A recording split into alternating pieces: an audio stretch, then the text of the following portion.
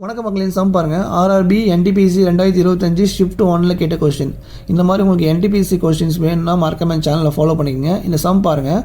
The product of two coprime numbers is 385 கொடுத்துருக்காங்க. என்ன கேட்டிருக்காங்க? ஃபைண்ட் தியர் எல்சிஎம் கண்டுபிடிக்க சொல்லியிருக்காங்க. இந்த மாதிரி ப்ராடக்ட் ஆஃப் டூ நம்பர்ஸ் கொடுத்து எல்சிஎம் கண்டுபிடிக்க சொன்னாங்கன்னா இதுக்கு ஒரு ஃபார்முலா இருக்குது. என்னன்னா product of two numbers equal to HCF into LCM. So இதுதான் அந்த ஃபார்முலா. ஸோ இதை மறந்துடாதீங்க, மைண்டில் சேவ் பண்ணிக்கோங்க. இப்போ பாருங்கள், நம்ம கண்டுபிடிக்க வேண்டியது எல்சிஎம். ஹெச்சிஎஃப் நமக்கு தெரியாது. ப்ராடக்ட் ஆஃப் டூ நம்பர்ஸ்னு வரும். 385 கொடுத்துட்டாங்க.